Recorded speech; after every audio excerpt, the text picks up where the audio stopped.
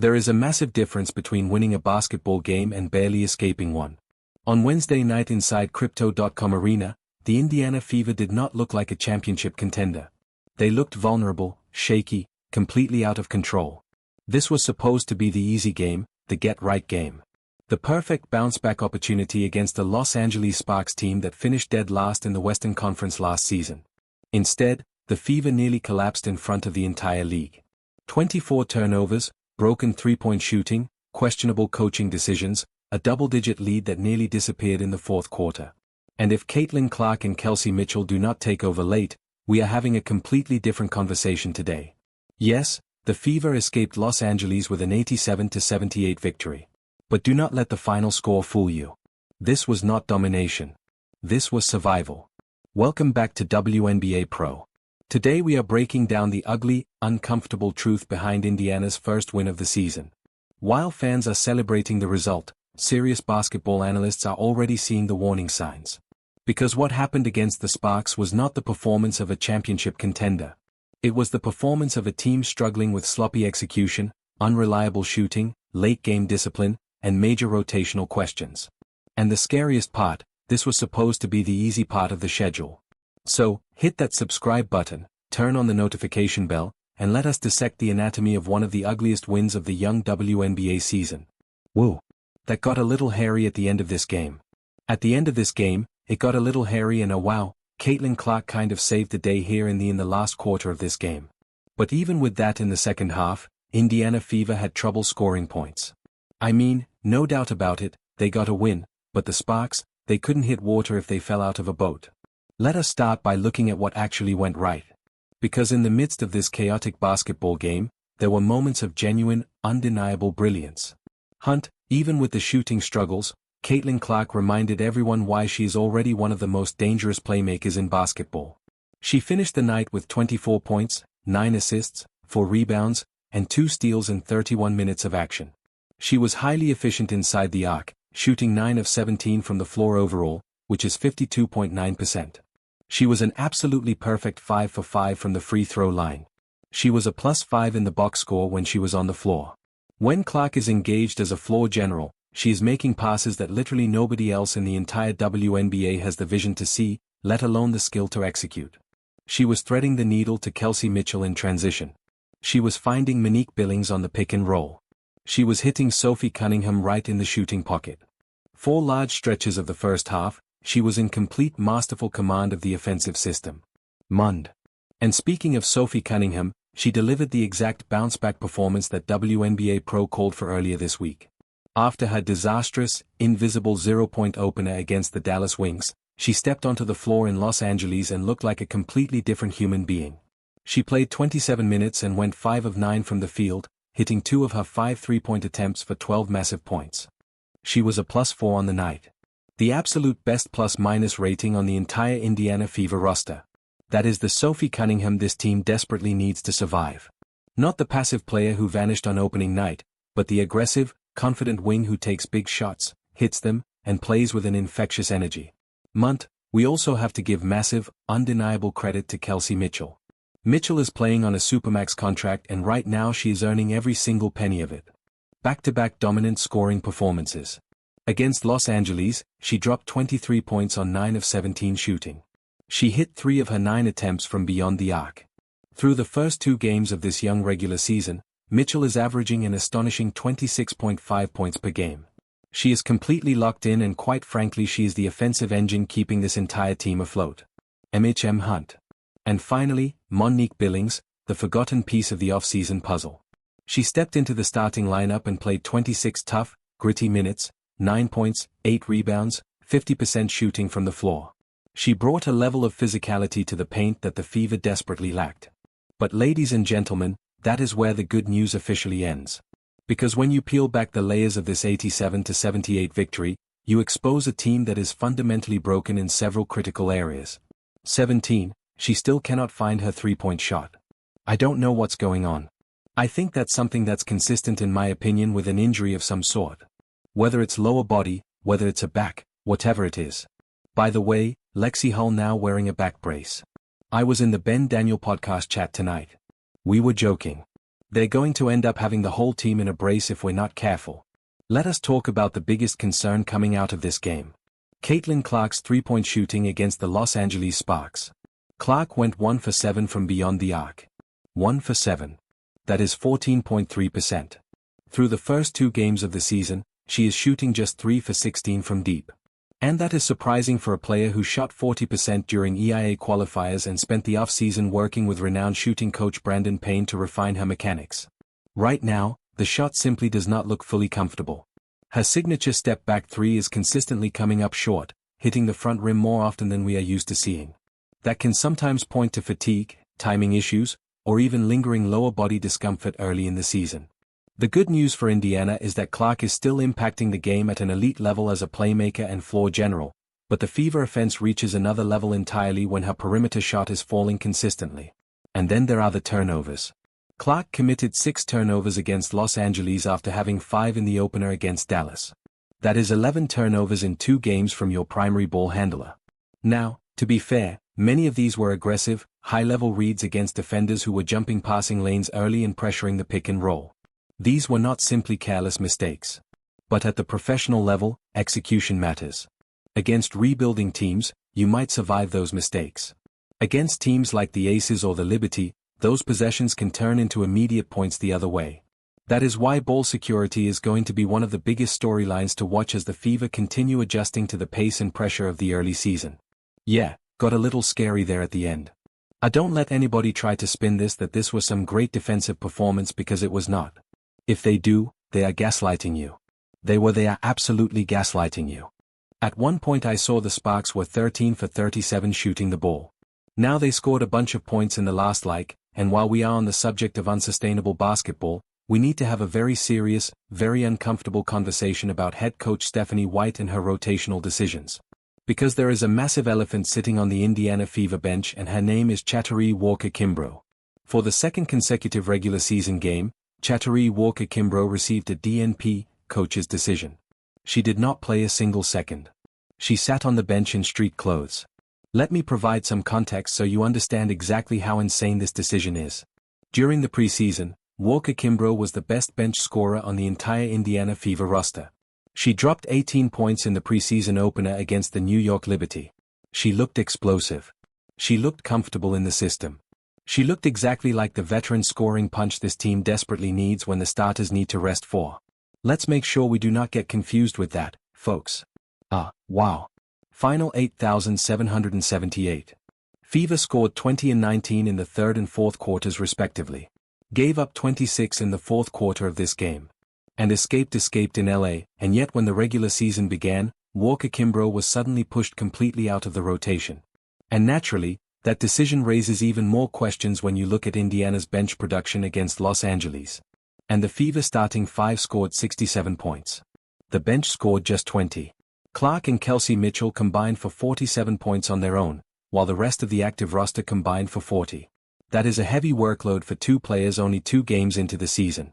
Meanwhile, the bench unit of Lexi Hull, Michaela Timson, Darius Dantes, Tasha Harris, Raven Johnson, and Mia Hines-Allen combined to shoot 6 of 17 from the floor. And that's not necessarily mean this roster lacks talent. But right now, it does suggest the second unit is still searching for consistent offensive identity and reliable scoring production. And that is why the Walker-Kimbrough decision becomes such an interesting storyline. Because while Indiana struggled offensively for stretches of this game, especially late in the second half, one of the team's most productive preseason scorers remained on the bench. The question now is whether that rotation remains sustainable as the competition level rises throughout the season. At the end of the half, after they went to half, got into it with the ref. Got teed up in this game. So that was interesting. And then guys, we got to see this. Here's a Caitlin with the 3. Look, the catch and shoot might have. And as if the bench struggles were not terrifying enough, we now have to address the absolute disappearance of the franchise center. We have to talk about Aaliyah Boston. Just months ago, the Indiana Fever signed Aaliyah Boston to a massive 4-year, $6.3 million contract extension. She is an all-WNBA second-team player. She is supposed to be the foundational anchor of the defense and the unstoppable force in the pick and roll alongside Caitlin Clark. Against the Dallas Wings on opening night, she looked fantastic, shooting 9 of 14 and dishing out 7 assists. But against the Los Angeles Sparks, she was an absolute ghost. Aaliyah Boston played 22 minutes. She attempted exactly 3 shots from the field. She made 0 of them, 0 for 3. Her only points in the entire basketball game came from 4 made free throws. She grabbed 7 rebounds, recorded 0 assists, and ultimately fouled out of the basketball game with 3 minutes and 32 seconds remaining in the fourth quarter. You cannot have your star center, your franchise cornerstone, putting up 0 field goals and fouling out in the most critical moments of a tight basketball game. Period. There are no excuses. Yes, we know she is still working her way back into peak physical shape after the lower leg issue that cost her the entire preseason. We know she is shaking off the rust, but the Indiana Fever simply do not have the margin for error to survive nights where both Aaliyah Boston and Caitlin Clark are struggling from the floor simultaneously. They barely survived the Sparks. If Boston goes 0 for 3 against John Cal Jones and the New York Liberty, the Fever will lose by 30 points. And we cannot forget about Lexi Hull. Hull played 12 minutes and scored exactly 1 point on 0 for 1 shooting. Let me update her season totals for you. Across 2 regular season games, Lexi Hull has played 25 combined minutes and has scored a grand total of 1 point. This is the player who shot 47% from 3-point range last year. This is the player who was supposed to provide the elite floor spacing required to let Caitlin Clark operate in the paint. She is clearly still deeply hampered by her hamstring injury, and the Fever medical staff are managing her minutes on a very strict restriction. But the reality is right now she is a complete non-factor on the offensive end. And without her gravity on the perimeter, the opposing defenses are just packing the paint and daring the Fever to shoot. A 9 of 17, 1 of 7 from 3-point range, 9 assists, 24 points. For Caitlin Clark. Kelsey Mitchell 23 points, 9 of 17, 3 of 9 from 3-point range.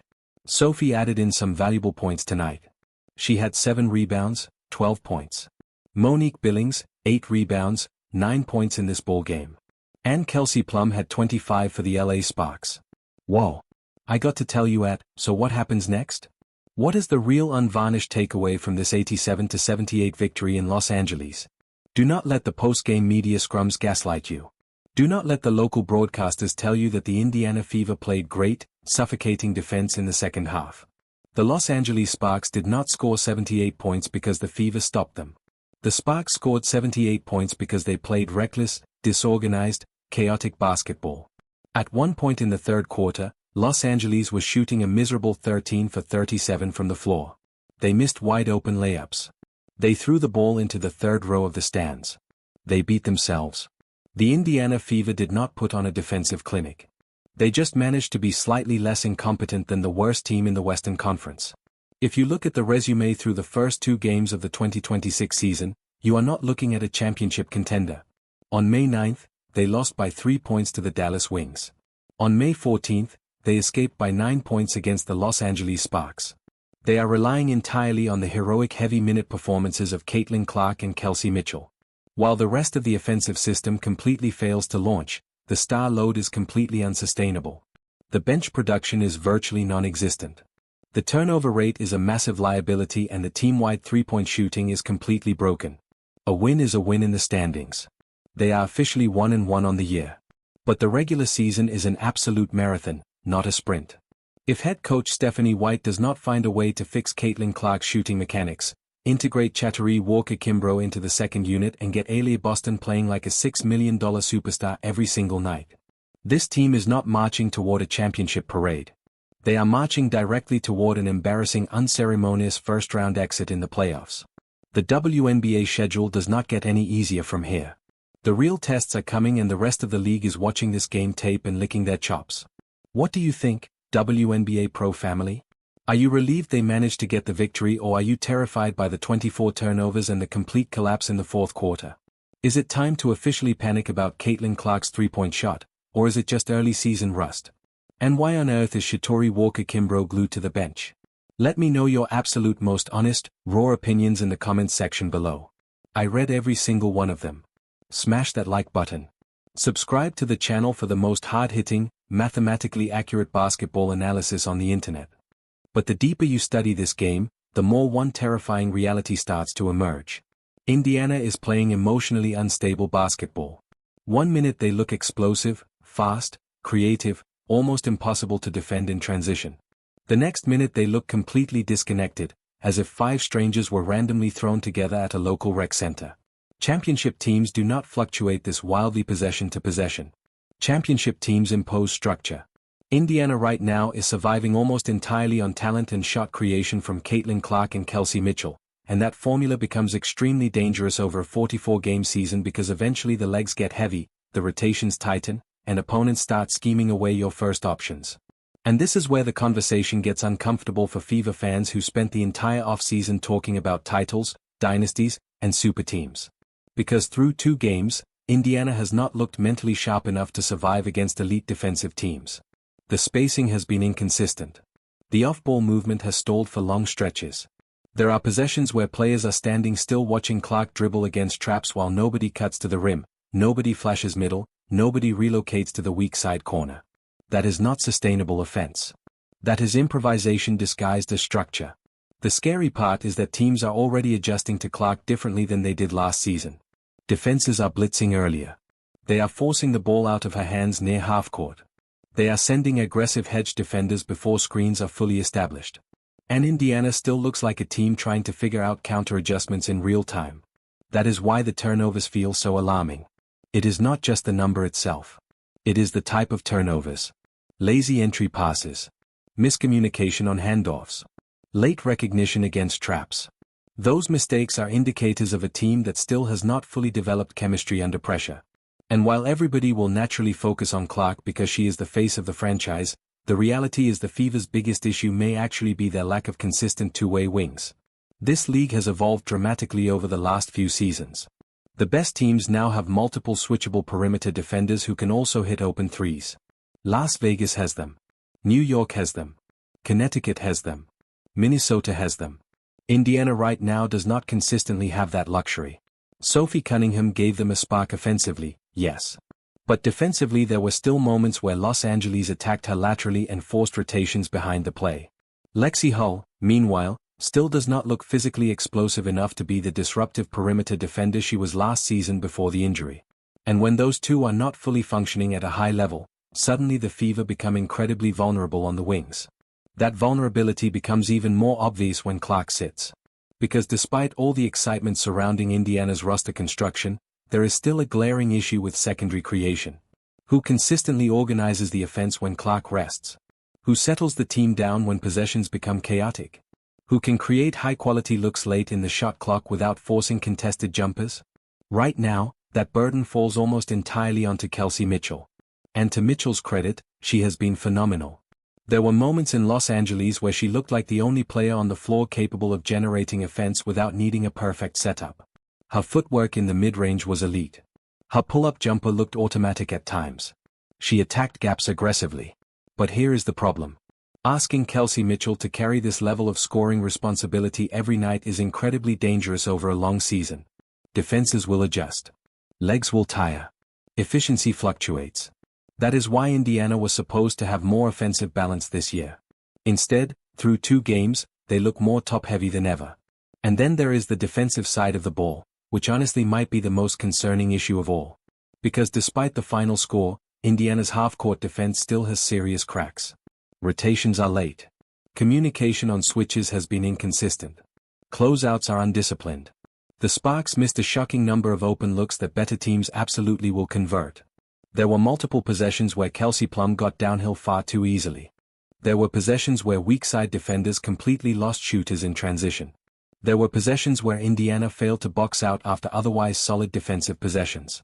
These are not tiny details. These are playoff-killing habits. And look, it is important to acknowledge that Stephanie White is still experimenting with lineups early in the season. That part is fair. Coaches use the opening stretch of the year to gather information. They test combinations. They evaluate chemistry. But there is a fine line between experimentation and instability. Right now, Indiana looks unstable. Even the pace of the offense feels confused at times. One possession they are pushing aggressively in transition, playing with pace and freedom.